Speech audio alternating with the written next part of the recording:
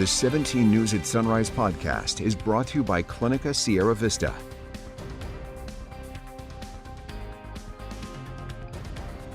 Good to have you with us. I'm Maddie Jansen alongside Alex Fisher, and it has been an excruciatingly hot weekend, not just for here at home, but I know up and down the Pacific Northwest. And you know, in so many areas, they don't even have air conditioning to deal with these kind of temperatures. I think, again, you know, we are dealing with dangerous temperatures, dangerous heat. We expect it during the summertime. We expect it here in this climate. Not everyone up and down the West Coast, though, is used to these excruciating temperatures. Some areas actually hotter than Bakersfield, hotter than Kern County.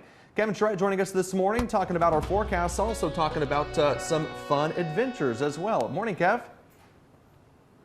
Good morning, Alex. Good morning, Maddie. Yeah, we've been talking about the heat, and you may be wondering where I'm at right now. And I'm on our Sunrise Adventures series, and I'm in Virginia City, Nevada. We're going to talk more about that a little bit later, but it's been warm here as well. So areas of Bakersfield and all the way up to the Pacific Northwest. In fact, I got a call yesterday from my dad, and he said it's 110 in the shade. But then on top of that, you have about 35% humidity. So you can see just the conditions that a lot of folks are dealing with. It is going to be another hot day across the West, including our area in Bakersfield. And as we take a look at the forecast for today, again, we are talking about the extreme heat. So the best thing I can tell you is to stay indoors as much as you possibly can. We have the excessive heat warning in place until 8 p.m. tonight. That could be extended. And then we have, again, the red flag warning into the Kern County mountains. It is that time of year. We have the heat, we have the low humidity, and that really basically brings up that fire danger, and that is for all of the Kern County mountain locations, so we need to use extreme caution. Now, if you're going to be out and about today, again, be careful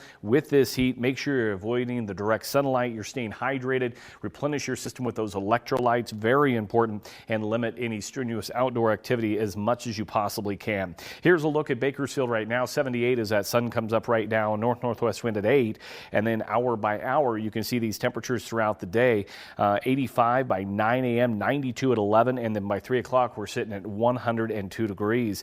The sun is coming up out of Tehachapi. We're at 70 degrees right now under a calm wind, and you can see hour by hour, it's going to be a warm day up your way as well. By 1 o'clock, we'll be in those mid-90s. So the heat continues for not only California, for the entire West. Now we also have to talk about the chance of thunderstorms that could be in the forecast as we head into our Tuesday. And it doesn't look like these thunderstorms are going to have a lot of moisture with it, so that also increases our fire danger. I'm going to have much more on that, and we'll talk more about my location here in Virginia City, Nevada, coming up in just a bit. Back over to you. All right, Kev, thanks so much. Firefighters are still battling a brush fire along Interstate 5 near the Grapevine this morning. The blaze has been dubbed the Shell Fire. At last update, Kern County Fire Department, the lead agency, said the blaze was 1,200 acres and is 2% contained this morning. Drivers through the area yesterday posted about the backup. First responders say it started when a car caught on fire south of the Grapevine, and flames spread quickly to vegetation. Fire officials say dry conditions and heat are taking a toll on crews. We already have a couple hundred firefighters fighting this fire. We have resources fighting on the ground, a large contingency of aircraft that has been here helping at the Shell Fire as well. The humidity is going to be low, temperatures are up, so you're going to see a fire that's going to have more extreme fire behavior.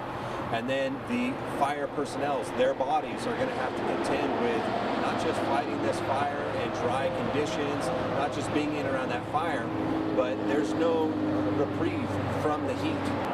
Firefighters from Kern County Fire, CAL FIRE, the Forest Service, Ventura County Fire, and the Bureau of Land Management are currently fighting the flames. The fire no longer appears to be affecting traffic.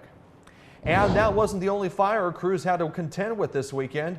Saturday night, a brush fire broke out along Highway 178 at the mouth of the Kern River Canyon. Flames shut down Highway 178 for a time, but it is back open this morning. As of last update, the fire was 220 acres and 90% contained. No word on what sparked that fire.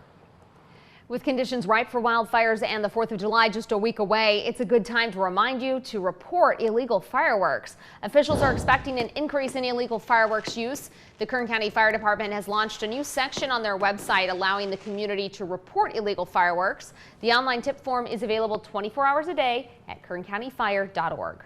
Sheriff's deputies are investigating a man's death after his body was found in the Lost Hills area.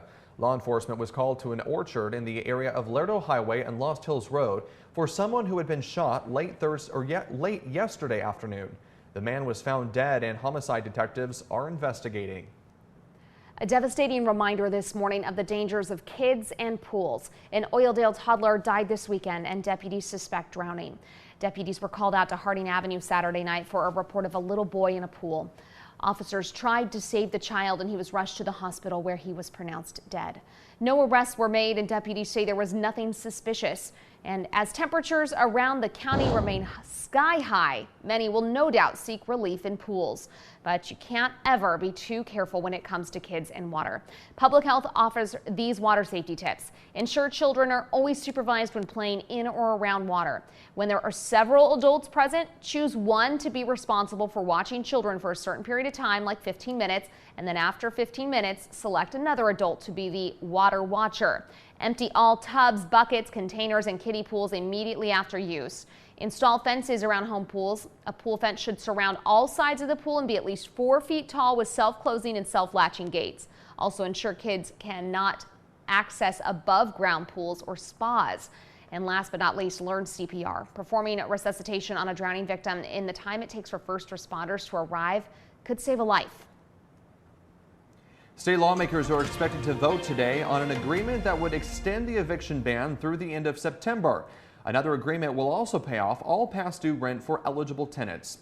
State lawmakers and Governor Gavin Newsom announced a deal on Friday to extend California's ban on evictions for unpaid rent to September 30th. It was set to expire Wednesday. This agreement serves as a compromise between lawmakers and who wanted to keep the eviction moratorium in place to the end of the year, and landlord groups who wanted a short-term extension.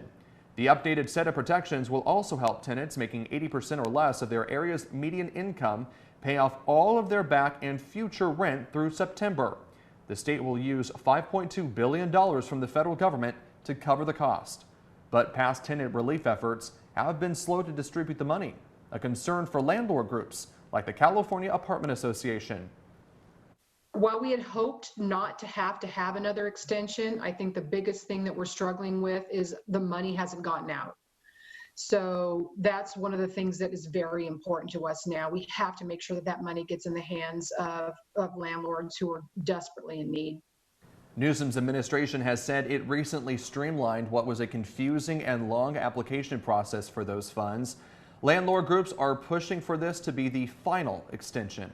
Making news around the nation, President Biden hits the road tomorrow to push the infrastructure compromise Democrats and Republicans announced last week.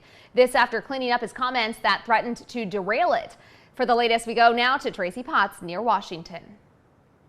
President Bush before him, so we're finally getting something done here that's been talked about in Washington for decades. The Democrat-Republican infrastructure bill moves forward this week after President Biden backed off what some Republicans saw as a veto threat. The president making clear he will sign off on infrastructure with or without separate legislation focused on families. It's very important that we pass a reconciliation bill and a families plan that expands child care, that lowers the cost of Medicare, that supports families in the economy. But that will have to wait. Lawmakers start writing up the infrastructure deal this week. $1.2 trillion focused on fixing roads and bridges. If you go home and talk to constituents who are stuck in traffic for an hour and a half getting to work, they want a bridge coming to a town near them. The deal includes some money for clean energy and internet. This is not going to be added to debt. The infrastructure bill that we've done in a bipartisan way has paid for us.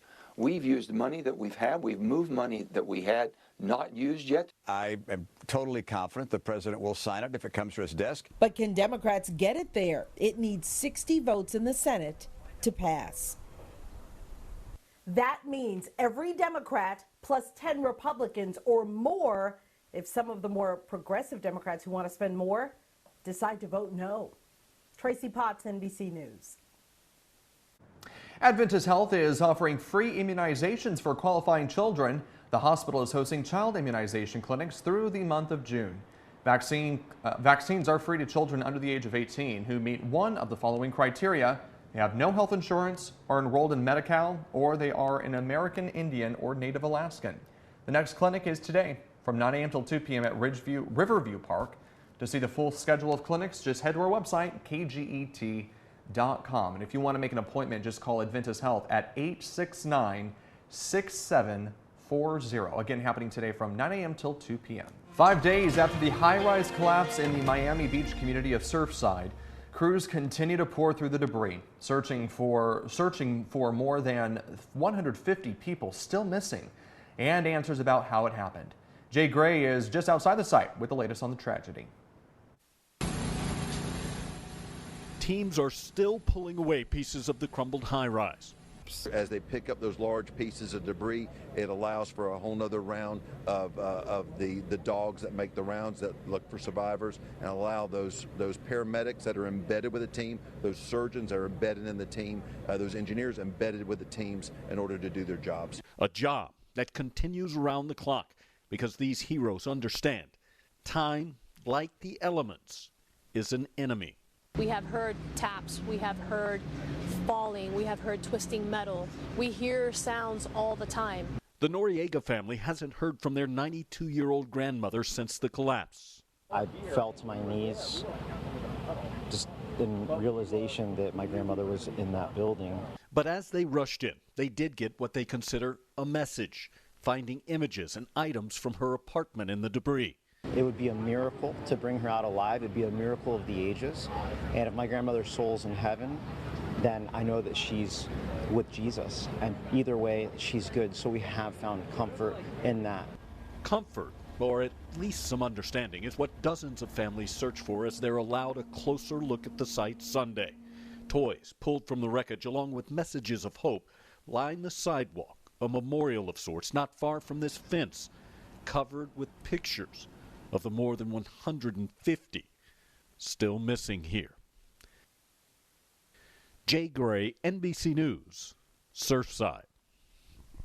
And the official death toll has now risen to 9, with 152 people still unaccounted for this morning.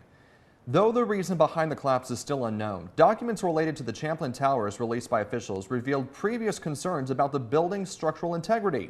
The findings from an engineering consultant showed there was an abundant crack and crumbling in the underground parking garage of the 12-story building, according to a 2018 report. It also said the waterproofing below the pool deck and entrance drive was failing, causing major structural damage to the concrete structural slab below these areas.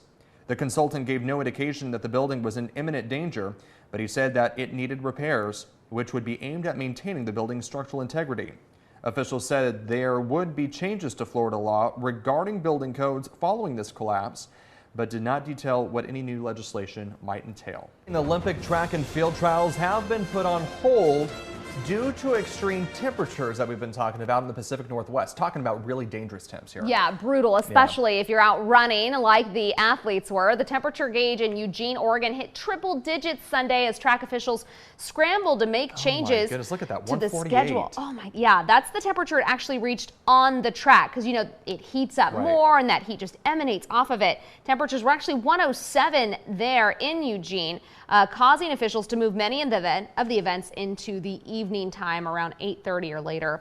Temperatures on the track were measured around 150. A couple athletes had to be taken off the field in wheelchairs, including Talia Brooks, a heptathlete who was in 4th place at the time she collapsed. Brooks was taken to the hospital and reportedly is okay, thank goodness. Just a reminder, though, that we're talking about dangerous temperatures here. One of the biggest stars in tennis will not be at the Tokyo Olympics next month. Serena Williams made it official yesterday at a news conference, leading to the start of the 2021 Wimbledon Championships. Although she did not go into detail, Serena did say, quote, "There's a lot of reasons that I made my Olympic decision." The 4-time gold medalist participated at the heat at her first Olympics in 2000. Opening ceremonies are July 23rd. The U.S. women's gymnastics team roster is set. Simone Biles was a lock for the team after dominating the previous 2 days. She'll now have a chance to defend her individual gold from Rio in 2016. The rest of the four-member team includes Sunny Lee, Jordan Chiles, and Grace McCullum. Jada Carey and Michaela Skinner filled in the individual spots on the roster. mean, cool. raise your hand if you're freaking out. Simone, you too? Yeah, I mean, it's so real. It's been a long journey.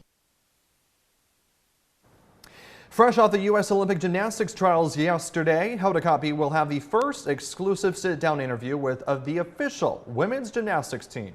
You can tune in today, this morning at 7 a.m. to hear from the women who will join Simone Biles working to bring home Olympic gold. I got to tell you, they are an impressive bunch. Oh my gosh, that is my absolute favorite event to watch. You know that, but yeah, they're just incredible to watch. They defy gravity.